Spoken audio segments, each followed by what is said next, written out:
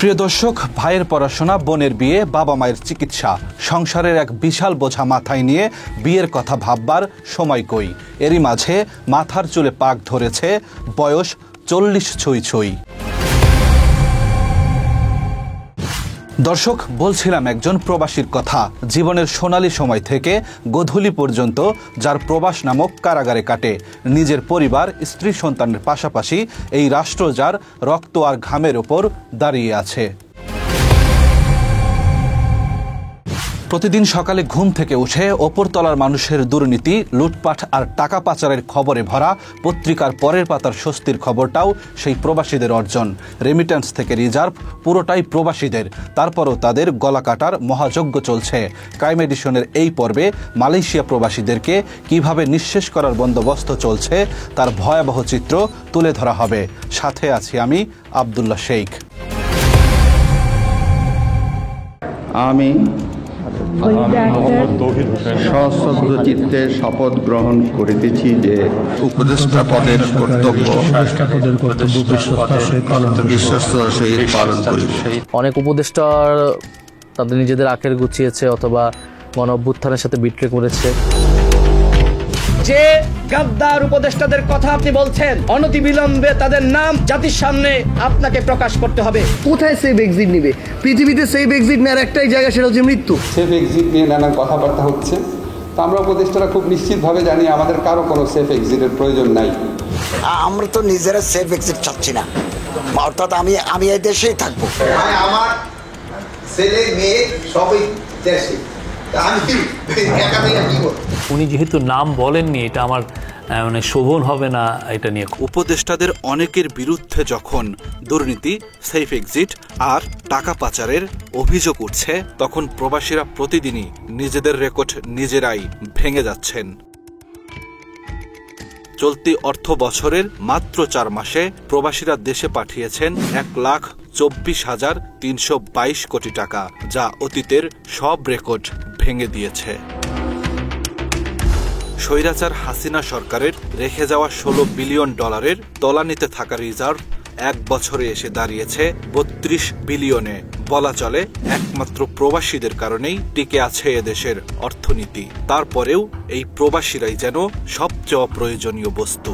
আজকে বলতেছে যে প্রবাসীর জন্য আমরা এটা করতেছি, ওইটা করতেছি, কিন্তু আসলে কি ওইটা হইতেছে না, কোনোটাই হইতেছে না। আমরা একটু ফ্যাসিলিটি পাই নাই। প্রবাসী মন্ত্রণালয় বলেন আর যাই বলেন, এখন পর্যন্ত আমি কোনো হয়নি।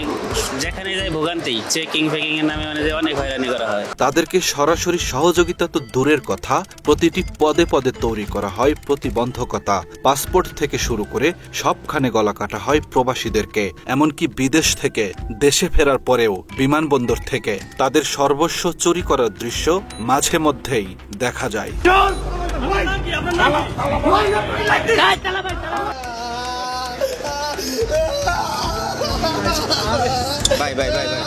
প্রায় মানুষে আপনার বিটপিস পাইতেছে না, কাইটা ফেলাইছে, আপনার কেউ স্বর্ণ লয়ে গেছে, কাইটা অনেক কিছু লয়ে গেছে।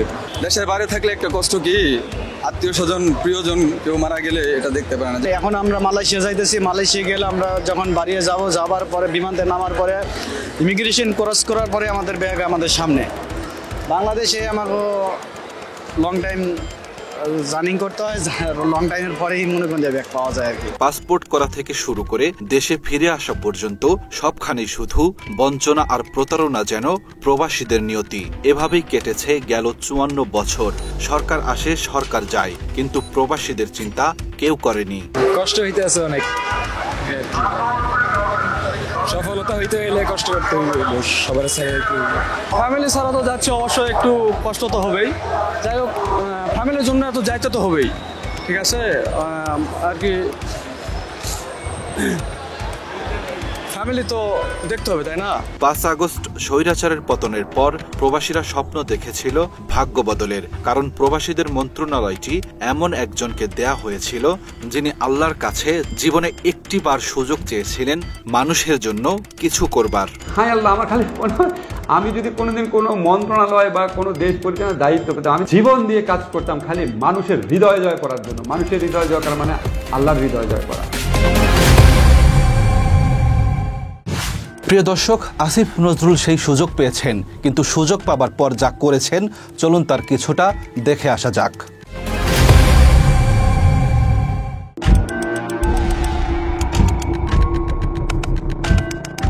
আসিফ নজরুল প্রবাসী কল্যাণ মন্ত্রণালয়ের দায়িত্ব নেওয়ার পর ঢাকা থেকে মধ্যপ্রাচ্যের প্রতিটি দেশের ফ্লাইটের ভাড়া অতীতের যে কোনো সময়ের চেয়ে দ্বিগুণ বেড়েছে। নতুন করে খোলেনি কোনো শ্রম বাজার, তার উপর একের পর এক বিভিন্ন দেশে শ্রমিক রপ্তানি কমতে শুরু করেছে। অনেকেই মনে করে থাকেন বাংলাদেশের শ্রমিক রপ্তানি হুমকির মুখে ফেলে পার্শ্ববর্তী দেশ ভারতকে সুযোগ করে দিতেই কৌশলে বাংলাদেশের শ্রমবাজার ধ্বংস করে দেয়া হচ্ছে। সেই ষড়যন্ত্রের প্রথম ধাপ শুরু হয়েছে মালয়েশিয়া থেকে। আমার পাশের নেইবার কান্ট্রিগুলি, আপনি ইন্ডিয়া দেখেন, নেপাল দেখেন। ইন্ডিয়াতে কোনো বহির্গমন ক্লিয়ারেন্সে নেই। আজকে নেপালে সে 7 দিনে লোক পাঠিয়ে দিচ্ছে, আমি 3 মাসেও লোক পাঠাতে পারছি না। সঙ্গত কারণে এমপ্লয়ার কিন্তু আমার বিরুদ্ধে কেঁপে যাচ্ছে, আমার চুক্তি ক্যান্সেল করতেছে। তো সামগ্রিক প্রেক্ষাপটে আমরা এই মন্ত্রণালয়কে আমরা সন্দেহের চোখে রাখছি এবং এখন আমাদের দেওয়ালে পিঠ ঠেকা বলতে গেলে, মানে আমাদের চতুর্দিক থেকে আমাদেরকে এক ধরনের প্রতিরোধ করা হয়েছে এই মার্কেটকে। মালয়েশিয়াতে প্রথম শ্রমিক রপ্তানি শুরু হয় 1992 সালে খালেদা জিয়ার সরকার ক্ষমতায় থাকাকালীন। এরপর থেকে জ্যামিতিক হারে শ্রমিক রপ্তানি বেড়েছে দেশটিতে। মালয়েশিয়ায় বর্তমানে বাংলাদেশের প্রায় 15 লাখ শ্রমিক কর্মরত আছেন। বাংলাদেশ সহ 14টি দেশ থেকে অনলাইন পদ্ধতি FWCMS এর মাধ্যমে শ্রমিক নেয় মালয়েশিয়া, যা পরিচালনা করে মালয়েশিয়ান আইটি কোম্পানি বেস্টিনেইট।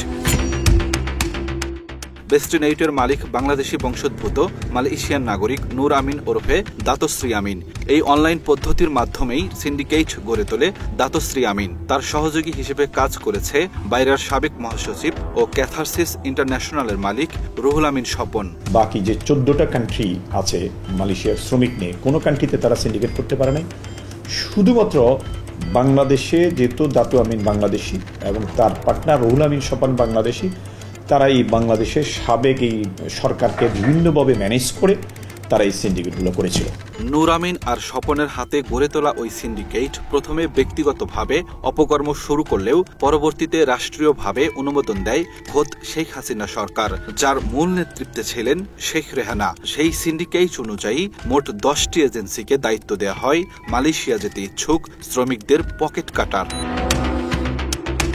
তারপর থেকেই দৃশ্যপটে আসেন ফ্যাসিস্ট শেখ রেহানার ঘনিষ্ঠজন হিসেবে পরিচিত আহমা মুস্তফা কামাল, নিজাম হাজারি, বেনজির আহমেদ এবং ওয়েস্টিনের মালিক নূর আলী।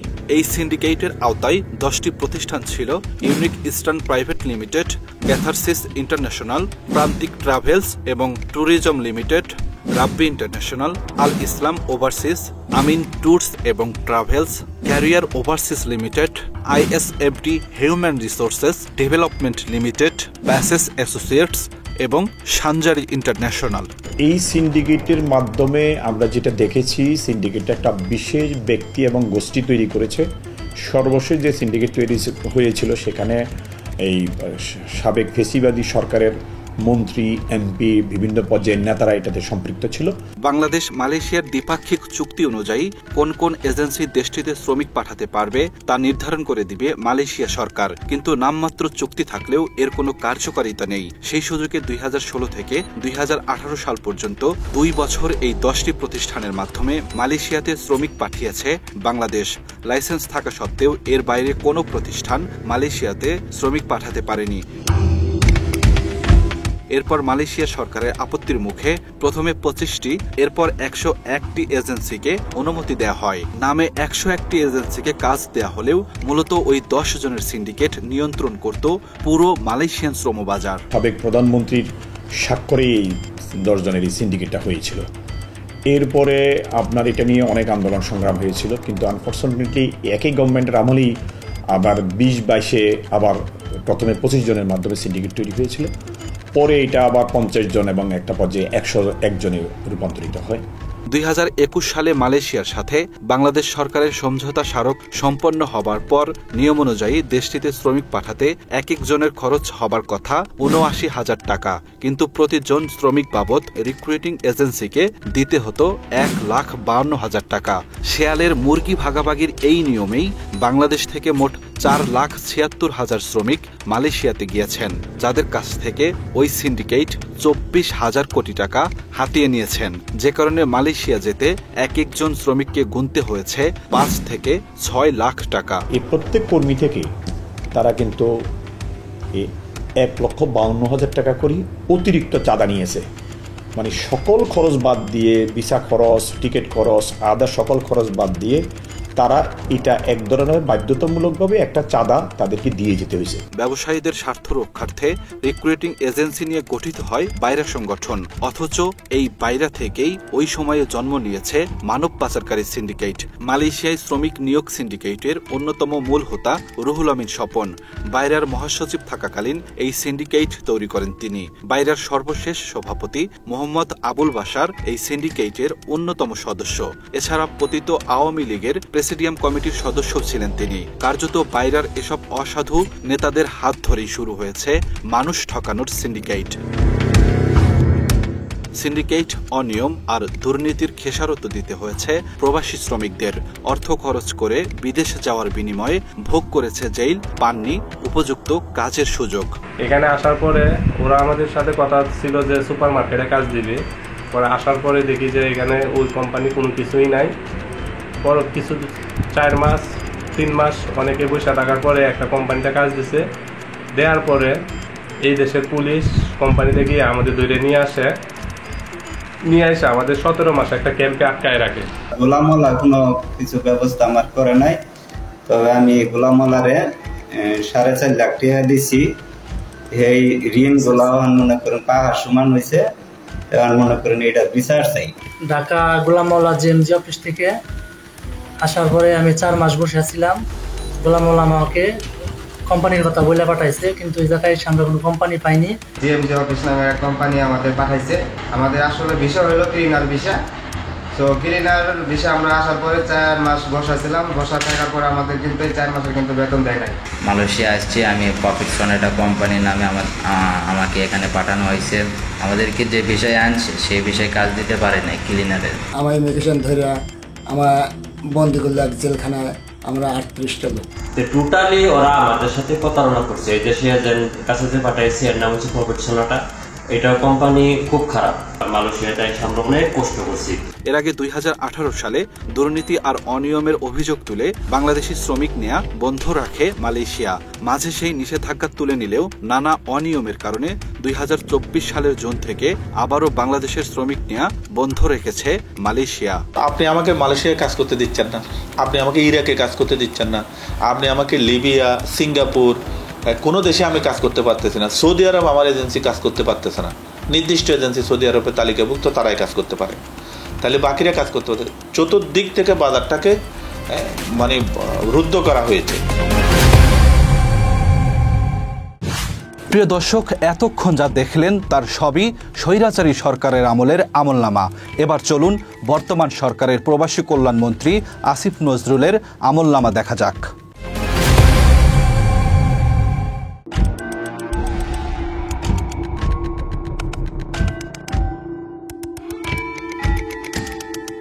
মালয়েশিয়ায় যে 14টি দেশ শ্রমিক পাঠায় তাদের মাঝে সবচেয়ে বেশি টাকা গুনতে হয় বাংলাদেশি শ্রমিকদেরকে। পার্শ্ববর্তী দেশ ভারত থেকে মালয়েশিয়া যেতে খরচ হয় 55 থেকে 70 হাজার টাকা, পাকিস্তান 60 থেকে 80, এমনকি শ্রীলঙ্কা থেকেও 70 থেকে 90 হাজার টাকায় শ্রমিকরা মালয়েশিয়া যাচ্ছে। 5 আগস্ট স্বৈরাচারের পতনের পর বাংলাদেশি শ্রমিক এবং সাধারণ রিক্রুটিং এজেন্সিগুলো স্বপ্ন দেখেছিল সিন্ডিকেট মুক্ত ব্যবস্থার, কিন্তু হয়েছে তার উল্টোটা।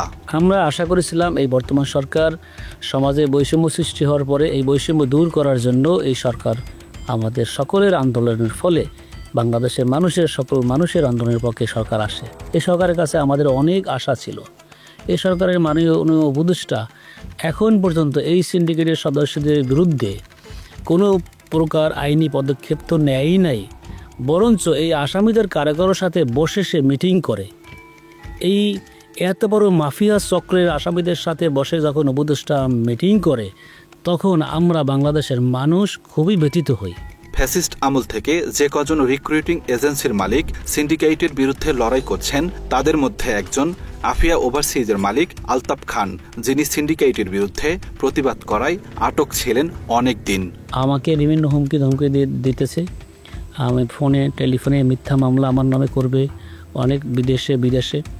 আমি এই প্রসঙ্গে থানায়, পল্টন থানায় এবং উত্তরা থানায় আমি জিডি করেছি এবং এই আসামিরা ষড়যন্ত্র করে, কনস্পিরেসি করে মালয়েশিয়াতে আমাকে অবৈধভাবে আটক করে আমি 10 মাসের মধ্যে দেশে আসতে পারি নাই। হাসিনা পালানোর পর আসিফ নজরুল প্রবাসী কল্যাণ মন্ত্রণালয়ের দায়িত্ব নিলে আশার আলো দেখেছিলেন আলতাফ খান, কিন্তু বিচারের আশায় সিন্ডিকেটের বিরুদ্ধে মামলা করে নিজেই এখন বিপদে আছেন। জনাব আসিফ নজরুল সাহেব, লুৎফি সিদ্দিকী সাহেব এবং সহকারী উপদেষ্টা খোদাবাগ চৌধুরীর নামও এখানে এসেছে। তারা এই সিন্ডিকেটকে আবার প্যাট্রোনাইজ করতেছেন বলে আমরা শুনতেছি।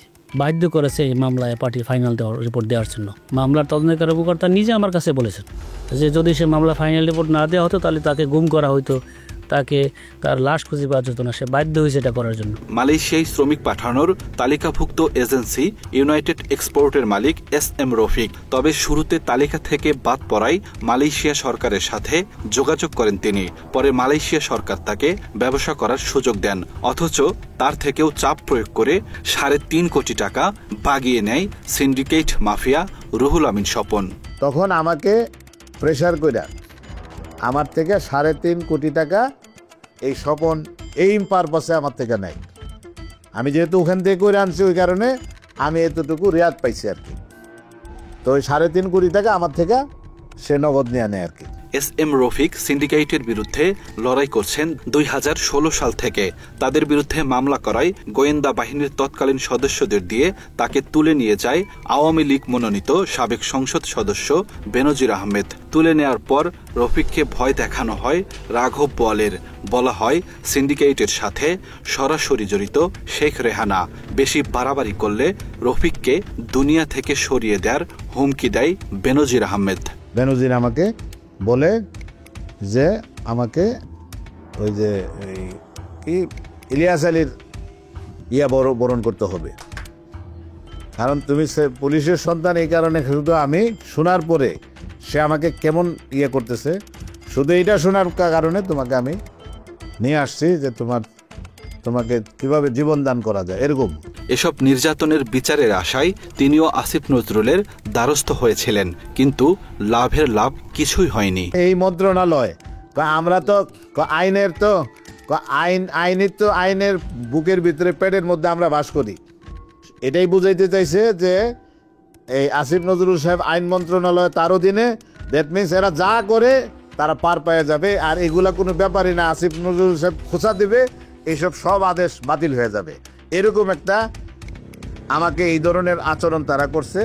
সিন্ডিকেটের বিরুদ্ধে মামলা করার অপরাধে ইউনাইটেড এক্সপোর্টের লাইসেন্স স্থগিত করেছে আসিফ নজরুলের প্রবাসী কল্যাণ ও বৈদেশিক কর্মসংস্থান মন্ত্রণালয়। লাইসেন্স সচল করতে আদালতের দ্বারস্থ হন এজেন্সির মালিক রফিক। 3 দিনের মধ্যে তার লাইসেন্স সচল করতে প্রবাসী কল্যাণ মন্ত্রণালয়কে আদেশ দেন আদালত। তবে আদালতের আদেশের কপি ছুঁড়ে ফেলে দেওয়ার অভিযোগ করেছেন রফিক।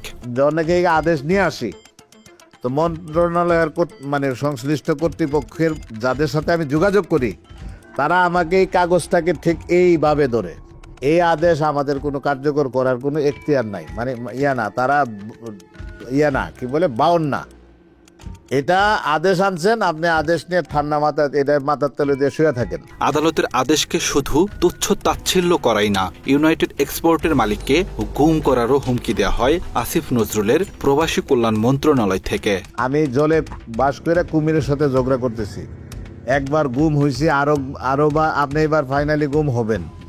এটা কিন্তু এই আমলে বলতেছে এই অফিসাররা। আপনারা চিন্তাছেন না যে কাদের বিরুদ্ধে লাগছেন।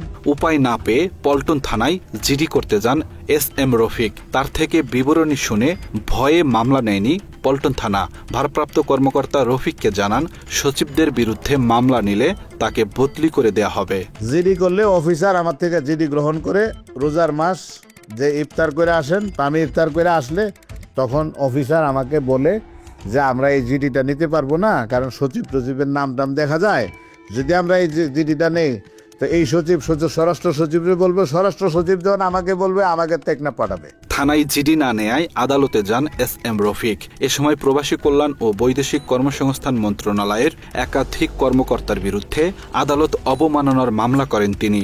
আদালত অবমাননা করায় মন্ত্রণালয়কে কারণ দর্শানোর নোটিশ দেওয়া হয়। রফিক ক্রাইম এডিশনকে বলেন, অধ্যত্বপূর্ণভাবে আদালতের কারণ দর্শানোর নোটিশকে টিস্যু পেপারের সাথে তুলনা করে প্রবাসী কল্যাণ মন্ত্রণালয়। এটা সর্বোচ্চ অ্যাপিলেট ডিভিশনের সিদ্ধান্ত আছে, এটাকে আদালতের রায় হিসাবে বা হুবহু রায় হিসাবে তাদের এটা গণ্য করতে হবে। তো সেটাও তারা বলে যে এটা টিস্যু পেপার। প্রিয় দর্শক, একদিকে হাসিনার আমলে গঠন করা সিন্ডিকেটের বিরুদ্ধে যেই বিচার চাইতে গিয়েছে তাকেই শায়েস্তা করা হয়েছে, অন্যদিকে হাসিনার সিন্ডিকেট সদস্যদেরকে বাঁচানোর সব ব্যবস্থা করেছে বর্তমান সরকার।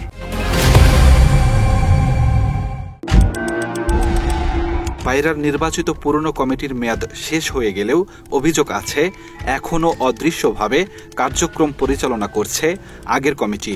আর এই কার্যক্রমের অন্যতম হোতা আওয়ামী লীগের জনশক্তি বিষয়ক বিশেষজ্ঞ ও পায়রার সাবেক মহাসচিব আলী হায়দার চৌধুরী। আগের বিভিন্ন বিষয়ে প্রধান উপদেষ্টা বরাবর আবেদন করলেও সিন্ডিকেটের বিরুদ্ধে কোনো পদক্ষেপ নেননি তিনি। এই মার্কেটের উপরে এখন এত ওভারলোড হয়ে গেছে, মার্কেট এখন স্যাচুরেটেড হয়ে গেছে। আমরা সরকারের কাছে অনুরোধ জানিয়েছি যে মালয়েশিয়া মার্কেট আছে, ইউএই মার্কেট আছে, যেসব বাজারগুলো সংকুচিত হয়ে আছে সেসব বাজারগুলো যাতে আরও একটু ওয়াইড স্কেলে এটাকে সম্প্রসারণ করার জন্য সরকার যাতে পদক্ষেপ নেয়। রাজধানীর পল্টন থানায় দায়ের করা একটি মামলায় অর্থ ও মানব পাচারের জন্য অভিযুক্ত করা হয় দাতশ্রী আমিন ও রুহুল আমিনকে। তবে ওই মামলায় সিআইডি রহস্যজনকভাবে অভিযুক্তদের পক্ষে চূড়ান্ত প্রতিবেদন জমা দিয়েছে। যদিও বাদীপক্ষ আদালতে নারাজি দেওয়ার পর মামলাটি পুনরায় অধিক তদন্তের নির্দেশ দেওয়া হয়েছে ডিবিকে। মামলাটা যখন এফআইআর হয়েছিল তদন্তের পর্যায়ে তারা এটা ফাইনাল রিপোর্ট করছে। পরবর্তী যেটা আমরা নারাজি দিয়েছি, নারাজি অ্যাকসেপ্ট হয়েছে। আবার নতুন করে চার্জশিট দেওয়ার জন্য তদন্ত সাপেক্ষে প্রতিবেদনটা আর্কিটের জন্য দিয়েছে।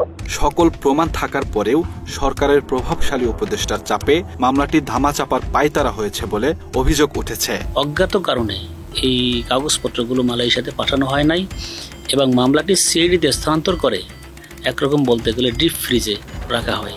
তাহলে দেখেন এখন আবার এই আসামিরা আবার এই সিন্ডিকেট করার চেষ্টা করতেছে। এজেন্সি মালিকদের দাবি, পুরাতন সিন্ডিকেট সদস্যদের নিয়ে নতুন বোতলে পুরাতন মদ বিক্রির পায়তারা করছে মন্ত্রণালয়।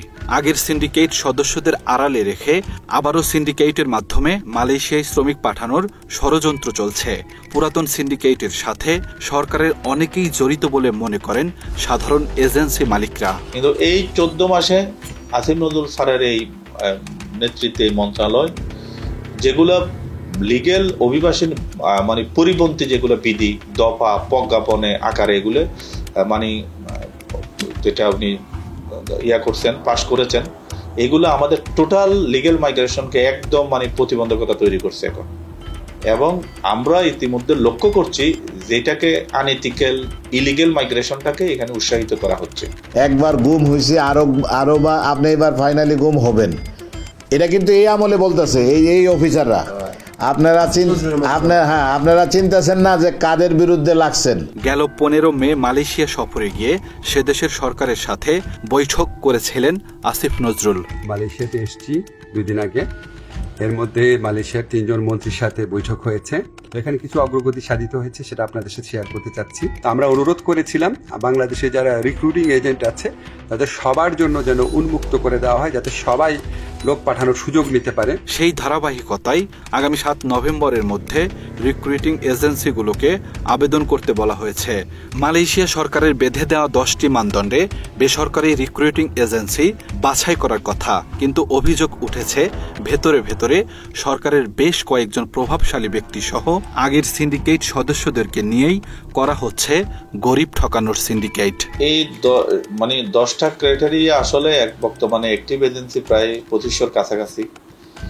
সমস্ত এজেন্সি, মেজরিটি এজেন্সির পক্ষে এটা পূরণ করা সম্ভব না, এটা পূরণ করতে পারবে না। যে ধরনের ক্রাইটেরিয়াগুলো, বিশেষ করে 10,000 স্কোয়ার ফিটের অফিস, নিজস্ব ট্রেনিং সেন্টার, 10,000 স্কোয়ার ফিটের অফিস, তাও আবার 3 বছর যাবত আমি করে আসতেছি, ইউজ করে আসতেছি এরকম। তো এটা আসলে সবার পক্ষে পসিবল না।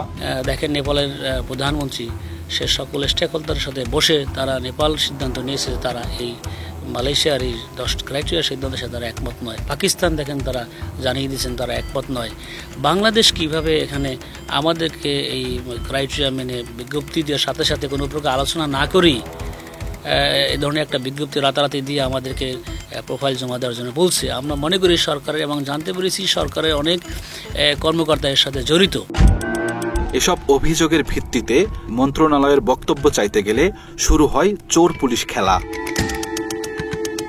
এখান থেকে ওখানে, ওখান থেকে সেখানে, এভাবে কালক্ষেপণ করা হলেও শেষ পর্যন্ত ক্রাইম এডিশনের মুখোমুখি হয়নি কেউ। মন্ত্রণালয়ের সিনিয়র সচিব নিয়ামত উল্লাহ ভুইয়ার সাথে আমরা কথা বলতে যেয়ে তাকে পাইনি। তার অবর্তমানে আমাদের সাথে কথা হয় সিনিয়র সহকারী সচিব শিবলি সাদিকের। আদালতের আদেশ ছুঁড়ে ফেলে দেওয়ার অভিযোগ রয়েছে তার বিরুদ্ধে। তবে এসব বিষয় নিয়ে আমাদের সাথে আনুষ্ঠানিকভাবে কোনো কথা বলতে রাজি হননি তিনি। এমনকি অ্যাপয়েন্টমেন্ট দিয়েও আমাদের সাথে কথা বলেননি সিনিয়র সচিব নিয়ামতুল্লাহ। একটু কথা বলতে চাচ্ছি আপনার সঙ্গে মালয়েশিয়ার যে কর্মী পাঠানোর যে বিষয়গুলো নিয়ে এই ইস্যুসটা নিয়ে কথা বলতে চাচ্ছিলাম। আমার তো মানে এই পার্সন ফোকাল পয়েন্ট না, এটা কথা বলতে শুধু যে ইস্যুসগুলো ছিল সেটা হচ্ছে আপনার সাইন করা ছিল ওই বিষয়ে। সবই ঠিক আছে, কিন্তু সবই তো ছাত্রের সিদ্ধান্ত, এই বিষয়টার কথা বলতে বেশ কিছুক্ষণ চেষ্টা করার পর সহকারী সচিব জানান গণমাধ্যমে মন্ত্রণালয়ের পক্ষে কথা বলার অনুমতি আছে নিয়ামতুল্লাহর।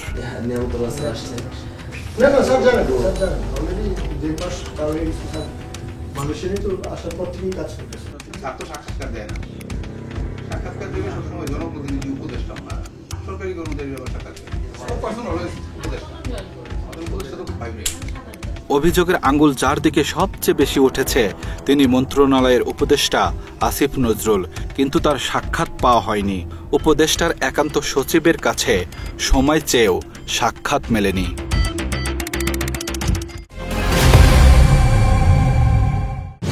প্রিয় দর্শক, অনেক স্বপ্ন নিয়ে এদেশের মানুষ ক্ষমতায় বসিয়েছিল আসিফ নজরুলদেরকে, কিন্তু বিচারের ভার যাদের কাঁধে তুলে দেওয়া হয়েছিল তারাই আজ আসামির কাঠগড়ায়। আসিফ নজরুলের বিরুদ্ধে ওঠা এসব অভিযোগ সত্যি হলে এদেশের মানুষ তার দৃষ্টান্তমূলক শাস্তি চায়। সেই সাথে 2016 সাল থেকে যেসব বাংলাদেশি শ্রমিক মালয়েশিয়া গিয়েছে তাদের পকেট কেটে নেওয়া বাড়তি অর্থ ফেরত চায় তারা। এবার যাবার পালা, দেখা হবে আবার। যেখানেই অন্যায় অনিয়ম সেখানেই ঢাল হয়ে দাঁড়াবে টিম ক্রাইম এডিশন। বিচারের সব দরজা বন্ধ হয়ে গেলেও খোলা থাকবে আমাদের দুয়ার। আমাদেরকে জানান, আমরা বলবো আপনার কথা ঠিক আপনার মতো করে। আল্লাহ হাফেজ।